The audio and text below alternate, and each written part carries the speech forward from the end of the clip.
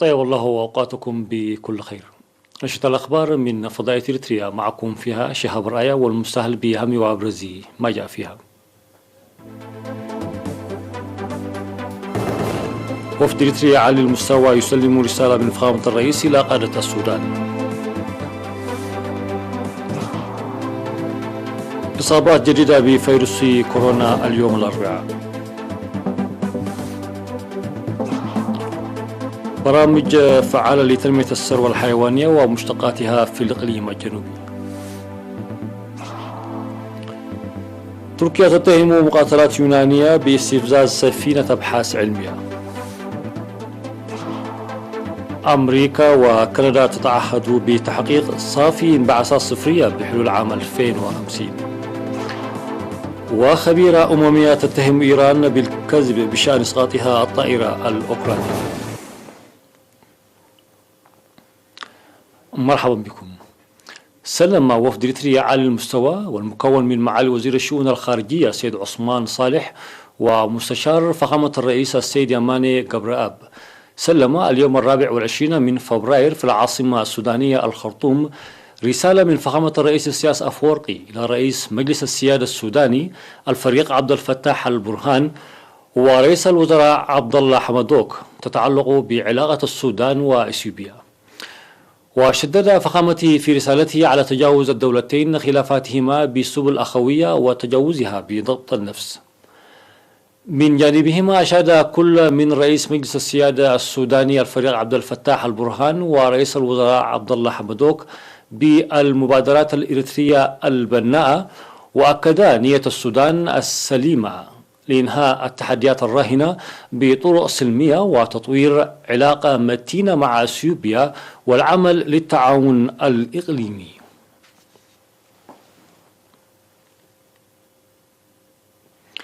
إعلان من وزارة الصحة.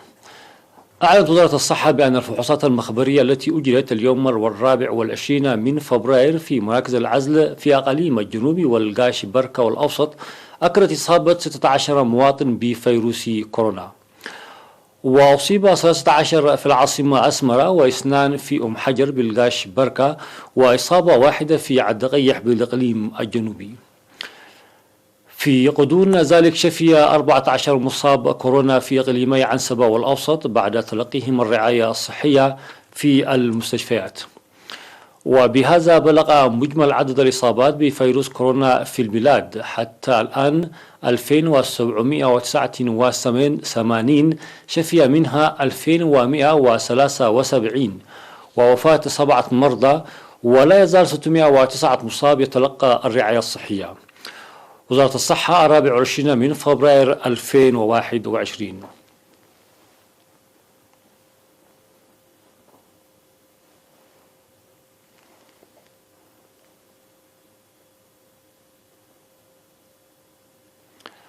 صرح مسؤول فرع الثروة الحيوانية في الإقليم الجنوبي الدكتور عقبازقي كفلة بإنجاز برامج فاعلة في عام 2020 تمثلت في تأمين صحة المواشي وتنمية الثروة الحيوانية ومشتقاتها بالإقليم. وفي اللقاء الذي أجرته وكالة الأنباء الإريترية مع الدكتور عقبازقي قال فيه إن العام الماضي شهد تطعيم إجباري لأكثر من 377 ألف من الأبقار والضان والماعز وكذلك الكلاب في 8 مديريات، مما حقق نتائج ملموسة في الحد من الأمراض وخاصة الأمراض المعدية. وأوضحت بأن المراعي والمحميات في كافة المديريات توجد في وضع جيد نتيجة لخريف العام الماضي الماطر، وإضافة إلى توفر العلف الأخضر النامي في البساتين ضمن الإقليم العلف الأخضر لغذاء المواشي. وذكر الدكتور عقبازقي كفلة التأثير السلبي الذي يسببه عدم توفر علف الحيوان المزدوج وكذلك الأسواق على الجهود الجارية لتنمية إنتاج الألبان، مشيرا إلى المساعي الحسيسة لحل هذه الإشكالية والبحث عن آليات لحلول أفضل.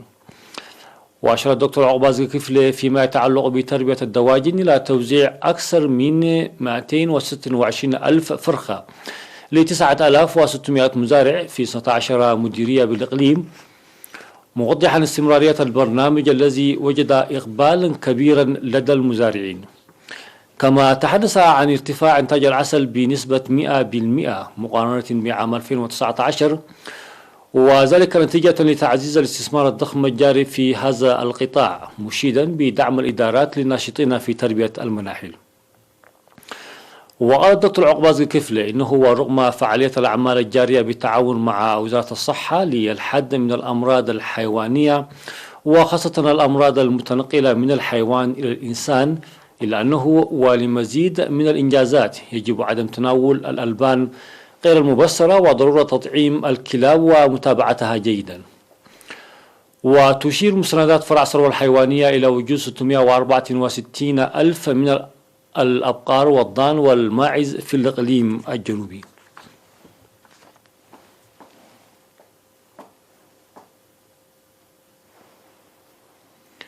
أفادت إدارة مديرية هايكوتا في إقليم القاش بركة بتنفيذ برامج فاعلة عام 2020 في المجال الزراعي وجمع المحصول ومكافحة الأمراض. وأفادت تقارير الإدارة زراعة 9771 هكتار من أصل 10600 هكتار، أي ما يعادل 92% عن طريق 54 من الجرارات الزراعية الحكومية والفردية، وحصاد إنتاج زراعي وفير، وكذلك جمع علف الحيوان. ودعا المشاركون لصيانة مشاريع المياه والكهرباء الخارجة عن إطار العمل وتأمين متطلبات المواد الاستهلاكية. وفي الكلمة الختامية التي ألقاها مدير مديرية هايكوتا السيد شيخ الدين صالح، أشاد فيها التنسيق الجيد في تنفيذ البرامج، داعيا القيام بعمل دؤوب لتنفيذ البرامج الموضوعة هذا العام والمتمثلة في أنشطة حفظ المياه وحماية التربة والتحضير المسبق للزراعة المطرية وجمع ضريبة الأراضي والمواشي وكذلك ضريبة المساكن والمؤسسات التجارية.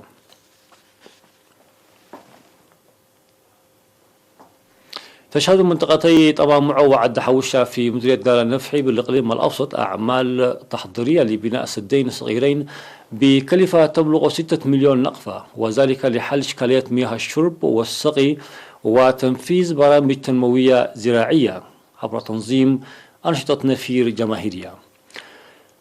وأوضح مسؤول فرع حفظ المياه وحماية التربة في قسم الزراعة والأراضي بالإقليم السيد كستي قبل قرقس أن السد الذي سيشيد في منطقة عد حوشة يستطيع تخزين 41 ألف متر مكعب من المياه، وسوف تشيد بنى تحتية لتنمية 10 هكتار، فيما يسع سد طمامعو في منطقة ديشي 21 ألف متر مكعب، ويمكن أن ينمي أسفله حوالي 40 هكتارا. وسوف يقوم سكان المنطقة ببناء طريق ترابي يربط بين المنطقة والسدين. من جهتهما قال كل من مدير ضاحية عد حوشة السيد بركة الصفها وعضو مجلس الإقليم الأوسط السيد كفلوم أبراهام إن السكان قاموا مسبقا ببناء طريق ترابي يؤدي إلى السد بطول 4 كيلومترات، ولا زالوا يبنون حواجز مائية في مساقة المياه أعلى السد لحمايته من الامتلاء بالطمي، مؤكدين القيام بكل ما يطلب منهم حتى يكتملوا بناء السد. وأكد السكان العمل بوفاء لإكمال السد، مستذكرين معاناتهم السابقة من مشكلة المياه وما خلقته من تأثير سلبي على حياتهم المعيشية. تجري أنشطة نفير تنموية في مديرية حقات لحفظ المياه وحماية التربة تمهيدا لموسم الخريف، تمثلت في بناء مدرجات وحواجز مائية وصيانة الطرق الترابية بالإضافة إلى النظافة البيئية. وأفاد مراسل وكالة إيرنا بأن الجزء الأكبر من أنشطة النفير الجارية في 15 ضاحية تجري في الأراضي الزراعية. في غضون ذلك أوضحت المعلومات الواردة بأن سكان مدينة حقات يقومون بتنفيذ برامج الإصحاح البيئي في الأسبوع مرة منتظمين على مجاميع، وذلك للوقاية والسيطرة على الأمراض المعدية. وأفاد فرع وزارة الزراعة في المديرية اكتمال التحضيرات لبناء سد يسهم في حل إشكالية مياه الشرب والسقي لمدينة حقات وإسراء المياه الجوفية.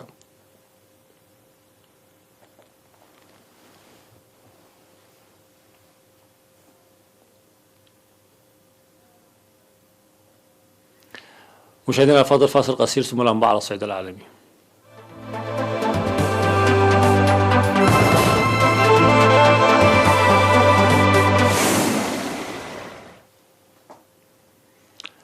اتهمت وزارة الدفاع التركية 4 مقاتلات يونانية باستفزاز سفينة أبحاث تركية في المياه الدولية في بحر إيجا، وقالت إنها ردت وفقا للقانون، كما وعدت بالرد على أي عمليات مماثلة.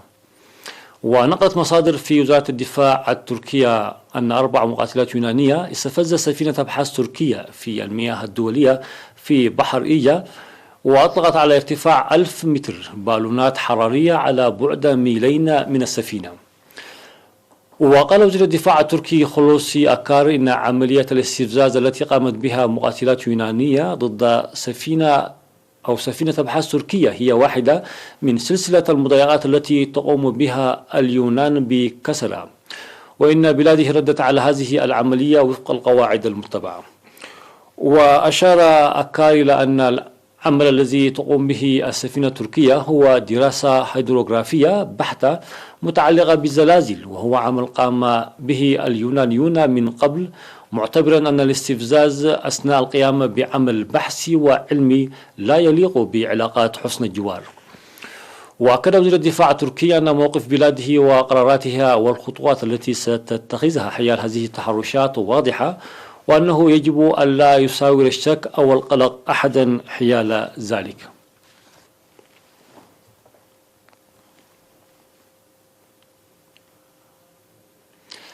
قال رئيس الولايات المتحدة جو بايدن إنه اتفق مع رئيس الوزراء الكندي جاستن ترودو على العمل من أجل تحقيق صافي انبعاثات صفرية بحلول عام 2050.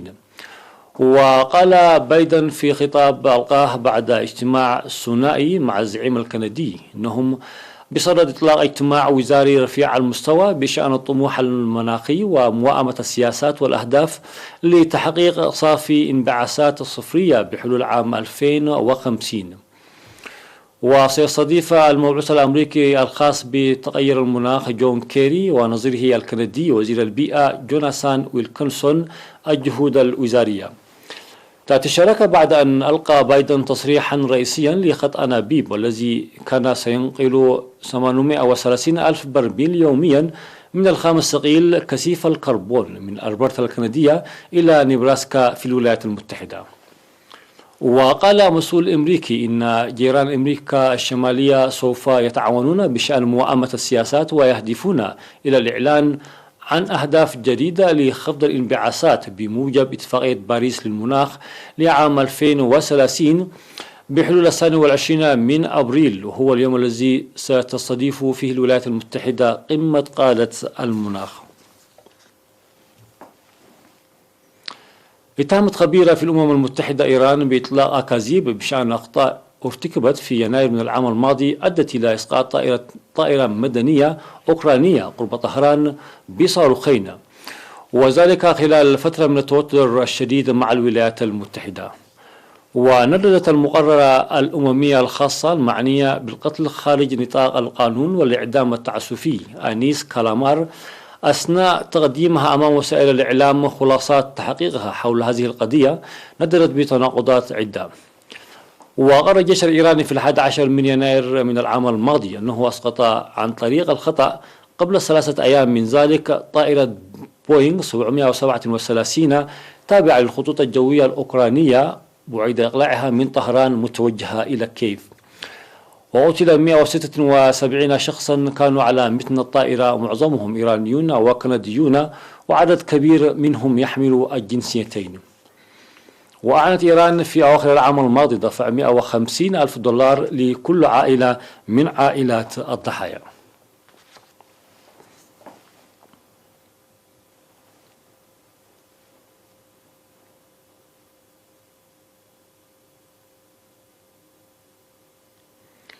تحاول السلطات النيوزيلندية إنقاذ العشرات من الحيتان الطيارة العالقة على شريط ساحلي في أقصى شمال الجزيرة الجنوبية. وأعلنت وزارة حفظ التنوع الحيوي العثور على 49 من هذه الثدييات في فارويل سبيت، وهو شريط رملي يقع على بعد 90 كيلومترا شمال مدينة نيلسون. ونفق ما لا يقل عن 9 حيتان طيارة، فيما يواصل نحو 60 شخصا العمل على إنقاذ الحيتان الأخرى وإبقائها على قيد الحياة على أمل أن تتمكن من العودة إلى البحر بفعل المد. وشهدت المنطقة نحو 10 حالات جنوح جماعي للحيتان الطيارة على مدار الأعوام الخمسة عشر الأخيرة. وفي فبراير 2017 تقطعت السبل بنحو 700 من هذه الثدييات في فارويل سبيتس، مما أدى إلى نفوق نحو 250 منها.